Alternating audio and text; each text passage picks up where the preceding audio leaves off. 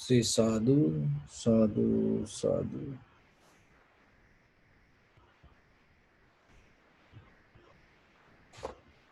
So, dear Dharma practitioner, so when it comes to our day-to-day practice, and we do many kind of activities, and thinking it going to bring us good results. So, especially when it comes to Vipassana level of understanding, even in conventionally, it is your responsibility little bit go further rather just than the other ordinary people who ever practice the Dhamma or the practice meditation. So how you can increase that your limit, or the how you expand your boundary line. When it come to this spiritual path, the very easiest way is becoming generous. That is the most easy way, because the discipline meditation is more difficult. So that's why the generosity is kind of like a foundation for the spirituality. So but yet it is so powerful, and it has a power to uplift you to the next level. Even when it comes to generosity, that we know that generally generosity is kind of like giving material things to others. That is a very conventional level of generosity. But today, I'm going to talk that regarding how the generosity little bit becomes stronger, deeper, and how it directly help for your Vipassana level of practice. So when it comes to giving, that there are few ways that you can give. So one is, but those are very difficult. Remember, this is not easy. This is not going to be easy. Always it's going to become difficult. But even as an idea, if you're able to get this, maybe in the future, it will help you to expand your practice. So one is giving freedom to others, and giving freedom to others, giving freedom to their views, and giving freedom to their ideas, giving freedom to their thoughts. So that is the advanced level of generosity. We can very easily give something hand to hand materially. But if you look at the world, when it comes to our views, ideas, thoughts, mostly we don't give space for that. That is why when we look at the world, that everywhere arguments. How the arguments arise? What is the main purpose?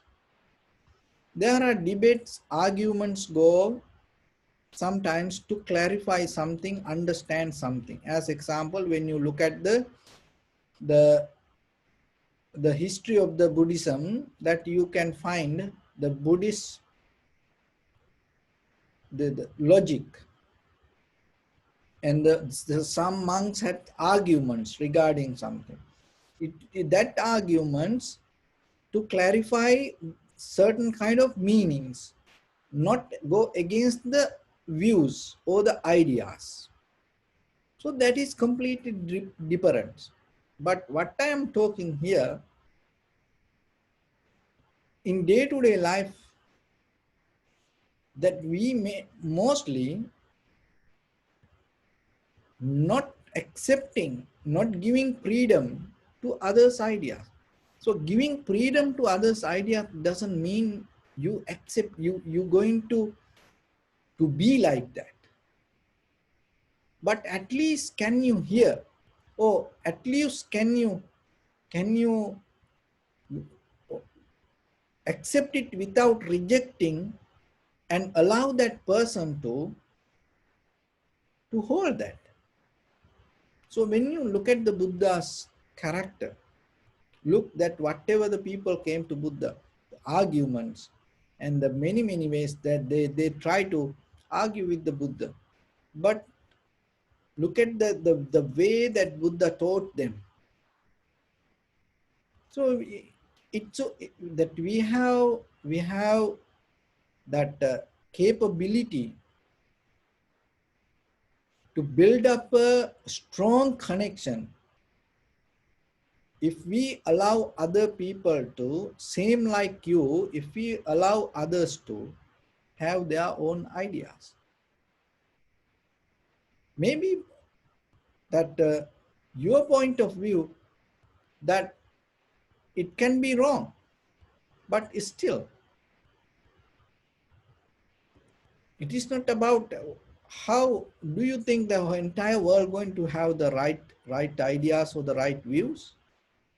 No, it always depending according to that person and the environment and the conditions, so like that. So in Vipassana level, remember, when you become generous, learn to give the freedom for other views. It's difficult.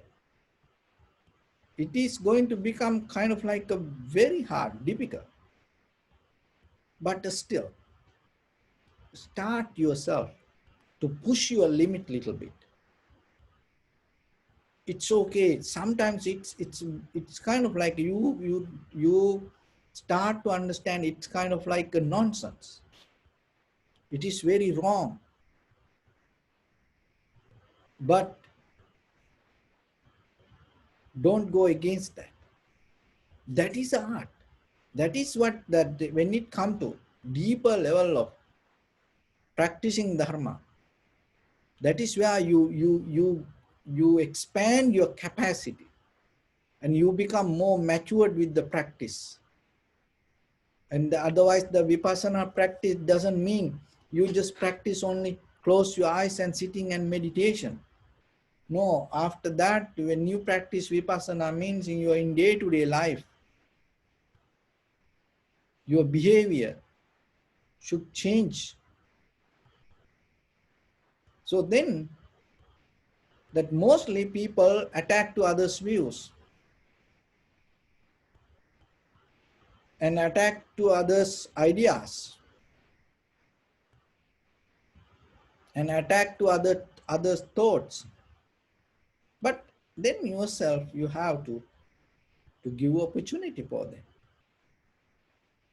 So that is one thing. Another one is that the giving protection to everything and everybody. So that also huge, difficult.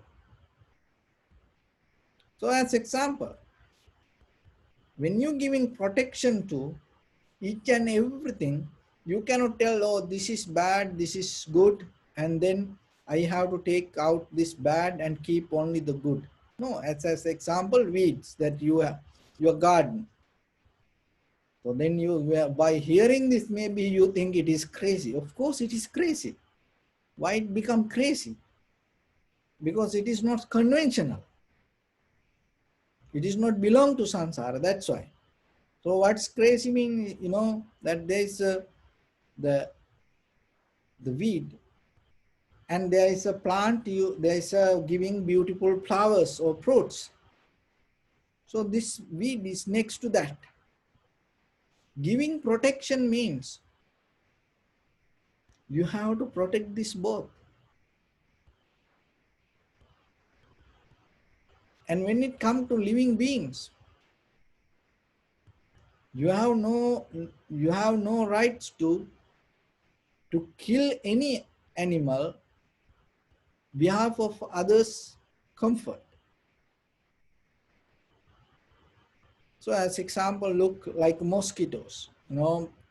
Luckily not here in like, but in our countries, it's a, kind of like we get disturbed out of, it's kind of like we go and hit chatas, and it's it's naturally sometimes happen. So we used to be like this. So one time when I was in a place with one of our high priests, and we having a discussion, and then these mosquitoes came.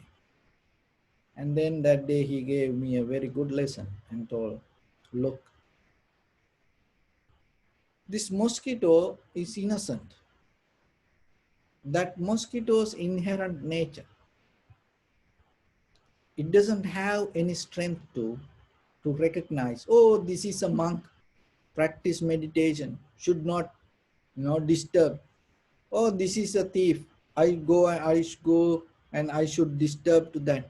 Oh, this is a bad person, I go and need to take the blood from that. This mosquito doesn't have like that wisdom. So that mosquito inherent with the nature. So wherever, whatever available, it go for that.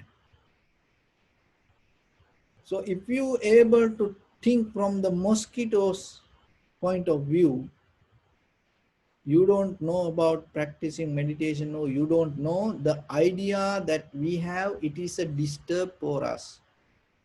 Listen that very carefully.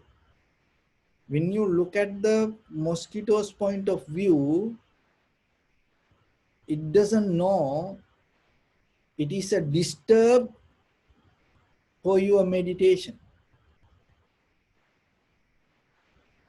So when it comes to the all living beings, the same principle. So that's why when it comes to Vipassana level of understanding, giving protection means it's deeply you start to understand. So mostly we we try to go against this most of animals because of the fear. But the very nature of the way that killing, maybe you do it because for your protection or for maybe others' protection. But remember, if you doing that way, the same nature going to come and catch you. That is the worldly nature. But if you know the art of protecting other living beings, any living beings, remember, you're not going to get disturbed out of any living beings. Even unseen virus, never going to give any kind of that difficulty. But that doesn't mean you have to protect yourself. But there is a deeper protection you gain when you protect other living beings. That is the Dharma. That is the Vipassana level of understanding. It is not for ordinary level of, shallow level of understanding. So you trust that path. You have the faith to practice that way. When it comes to that, you become more matured. That spiritual matured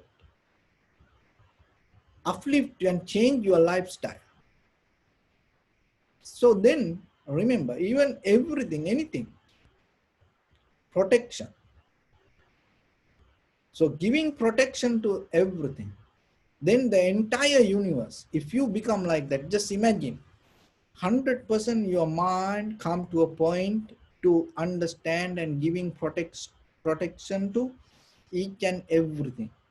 Just imagine if you have that kind of mind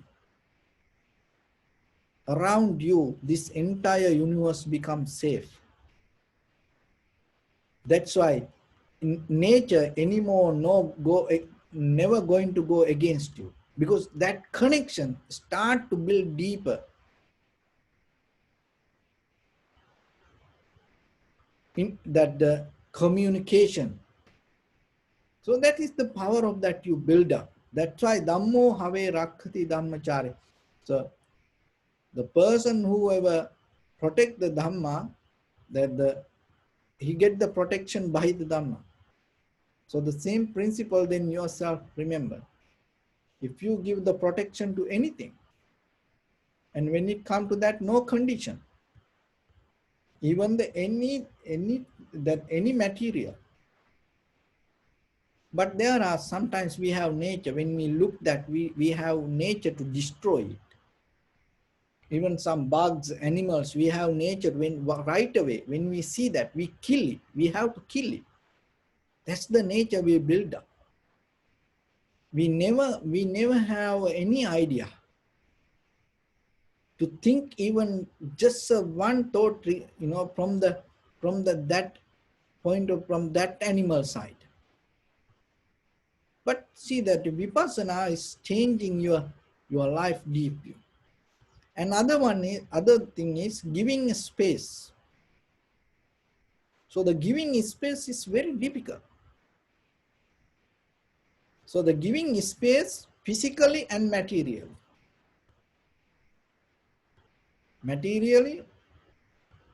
and psychologically, giving space for others and other things. So when it comes to that, because each and everything in this world, in this universe, so whatever exists, it has birthright to have a space. So you cannot decide anything. This should not be here like this. So you have no rights to take anything out of its space. Just let things to be. So of course in conventional life, like as example, when we do cleaning, and when we maintaining places, so we have to do certain things, but it's still deeper in your mind. You don't do this anything with the self-centered mind. If you have to do, you do it according to necessary conditions, things in that conventional life.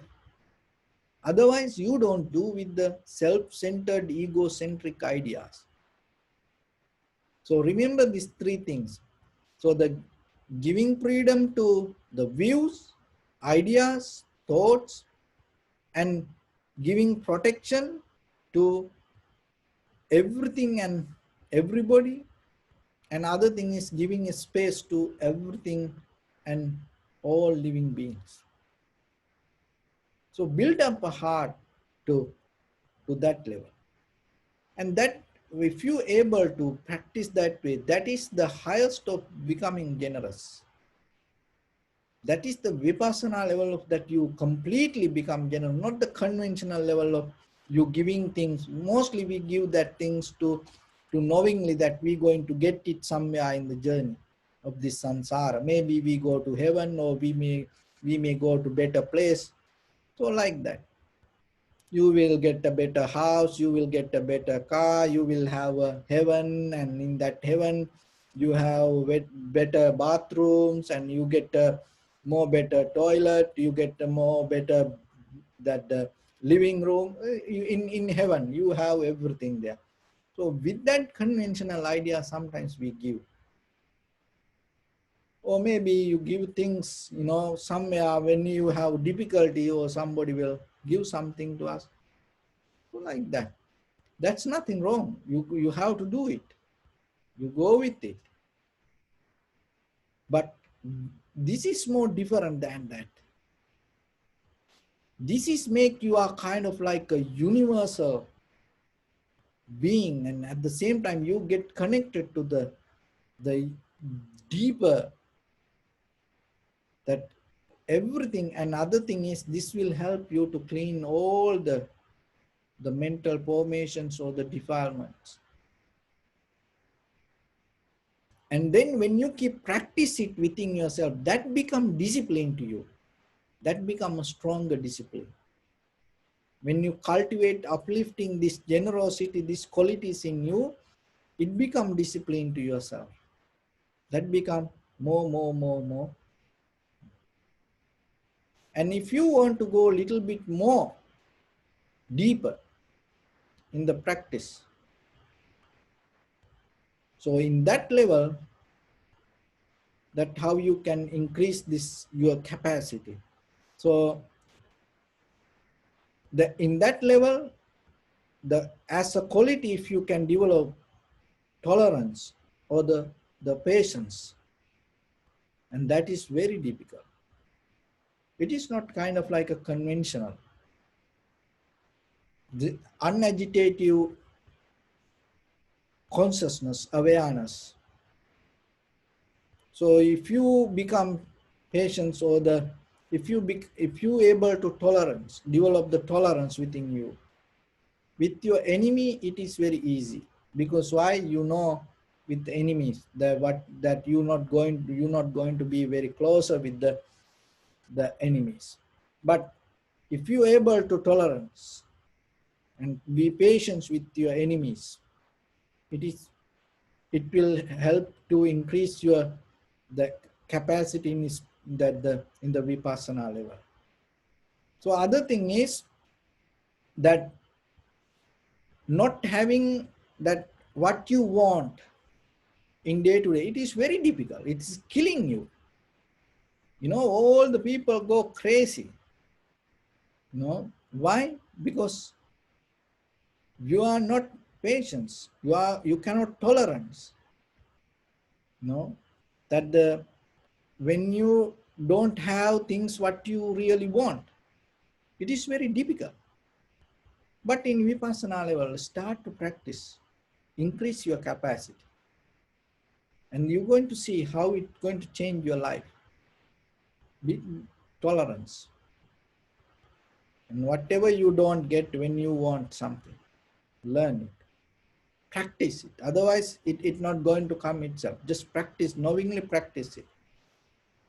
Another thing is in the conditions and situations around us suddenly can change. Tolerance. Accept it. Be like water. Just go with it. Don't try to struggle with that any situations. Another thing is tolerance, being with another person, another living beings, and start to, especially kind of like, it is very difficult, like if another person, from another country, another place, another person come and start to practice whatever your religion, maybe they start to talk your language, they start to adapt to your culture, accepting that it's very difficult. Even when you look at the human history, people kill each other. They don't allow. No, they don't allow to become like that way. It's very huge. But learn to be tolerant yourself. So this is only for, if you really look for Vipassana level of, the mind to really, so uplift yourself. Another thing is tolerant friends. Very difficult. Because friends sometimes that you don't think, that you think they should be always, that whatever the situations come, they should be in your level. It's not going to happen. So when it's not happening, it become more painful than the enemies, because enemy you already have the idea about, them, and then you're not going to look for a situation to be calm, relax, and enjoy. But friends, it's kind of like you already know them, around them, and that's why mostly we get disappointed with your loved ones, the people who you love, and the mostly the people close to you. You get disappointed, you get mad, you get angry. Just think about it. So, but learn to be tolerant, be patient with them. Another thing is tolerance with the truth. That is the killing part. That is the highest. When you are able to develop your mind to be tolerant with the truth, then that is the your liberation happens. Because it is not easy. We are not ready for that unless we develop our mental capacity. So now you have to understand, it is just not only practicing through sitting meditation. It's completely transplant your brain, your heart, your entire the living that idea. So that is what Vipassana. It is just not practicing or looking for impermanent. No, when you observe impermanent, to understand these things become very easy. Because why? Because your mind become more stronger to grab that and recognize deeply how it can help for you. So like that, try to uplift yourself. It effect. You can do that. And you can experience that when you look deeply, when you silently deeply look regarding the Buddha's character and all the enlightened masters, how they used to behave, and especially when it comes to the history of the community of Sangha. Whenever you have time, read little bit, because it show deeply these qualities in that community of the enlightened masters. Those are the beauty that carry with the knowledge of Vipassana. You become completely brand new human being to this world, this conventional life. Otherwise, not just the conventional level of practice itself, you're going to be with the Vipassana level. So just imagine that how that you can be a person giving protection to everything. Just imagine.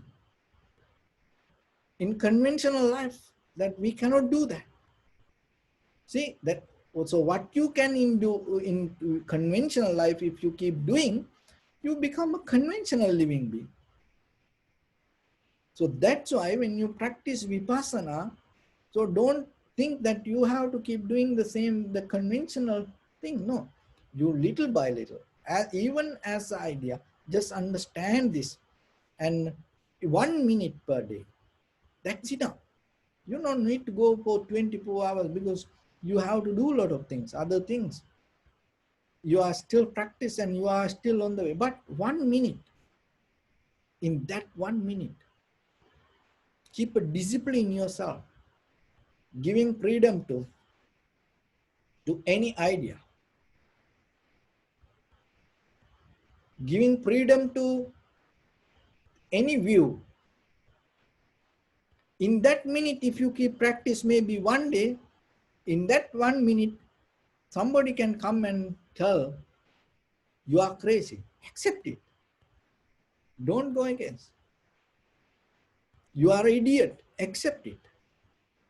That's the discipline. And in that 1 minute, give the protection to everything and don't disturb to anything. Maybe other time you can do it, but that minute, you become disciplined and giving space, and don't try to move anything that with the self-centered mind, and even for other people. See, even in the bigger level, I just giving some example. Look, sometimes even the politicians, you can see this nature very clearly. And sometimes when they come to power, what they does mainly, they take out all the Germans and the big people from the seat and take out from their space. See, it's happened everywhere. Even that in day-to-day life, when you suddenly that take power regarding something, and you come to a point, you this should not be here, this should not be here. So like that way, you decide things. It deeper inherent that nature within us. That if you have time, that you should read about that the Stafford University uh, research have done regarding this how the people change their behavior when they come to power. The that's one of the wonderful research has done in the human history. So anyway, that with that, remember yourself, this giving you the deeper the benefit, and it change your the entire the blueprint of your life, and that will help you to gain the better point of view regarding your spiritual path. And with that, and you everybody knows about the laughing Buddha. And the laughing Buddha is all over the world, and sometimes that his statues everywhere more than our Gautama the Buddha. Any religion, any person keep this laughing Buddha. So this laughing Buddha, that how he became this kind of the Buddha. He used to be a monk, and that is like Tang dynasty is 618 to 970 in China. This Tang dynasty time period, there was a monk. He used to go to place to place, place to place. And he had always in his shoulder, he had a bag. So he had little candy, little things for children. He used to give for children. And then everybody in the area, in the city, used to know about him. And whoever come to him, and if anything asks, and without giving any answer, he asks a penny. That is what he does. He used to ask for a penny without giving any answer. So sometimes by mistake people come and ask question, are you a monk? So right away he asks, can you give me a penny? So like that he used to collect money, and then he buy candy and give it to children. So that used to be his character. So then there was a Zen master came to that city, and that day this monk also uh, came to this area. This monk having the bag, and then people used to tell to this Zen master about this monk, and used to go to place to place, place to place. And then this Zen master came and asked, are you a monk? So then this his name is Hotei. Hotei. So then what he did, rather than giving answer, that he throw the bag away from him. And then this Zen master understood he's a monk, because he giving up things that whatever belong to him. So then his Zen master told, I understood that you are a monk. And then He again took the bag and started to go. So on the way, there was a child who was crying, newly born child, and he was crying, crying, crying. Now few days he was crying. No one can that stop it.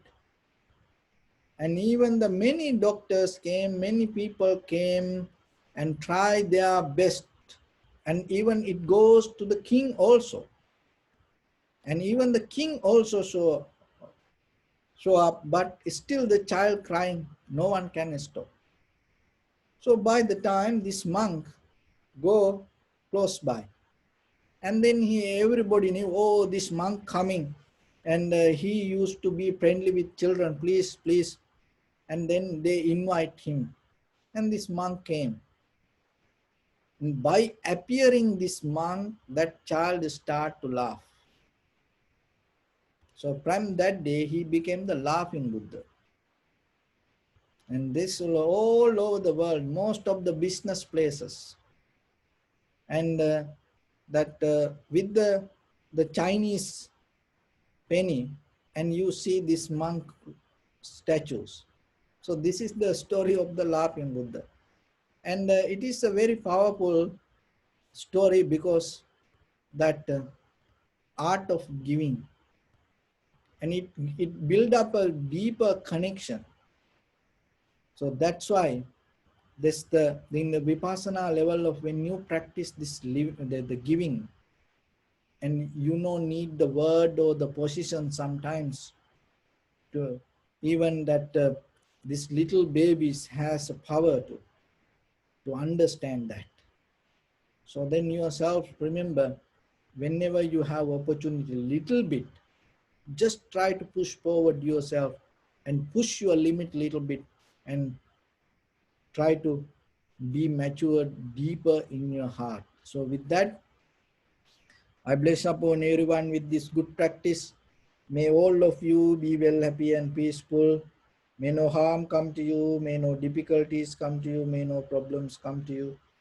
May you also have the patience, courage, understanding and determination to meet and overcome inevitable difficulties in your life.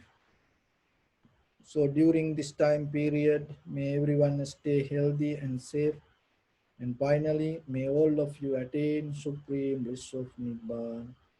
Sabbidyo vajjantu sabbarogo vinasatu mate bhavattantarayo sukhi digayuko bhava. Ittavata cha me sampadang punya sampadang sabbe devanumodantu sabba sampatti siddhya. Sabbe bhuta anumodantu sabba sampatti siddhya. Sabbe satta anumodantu sabba sampatti siddhya. Idamme punya kammang asavakkayavang hotu sabba dukkha pamuncatu. Bless you.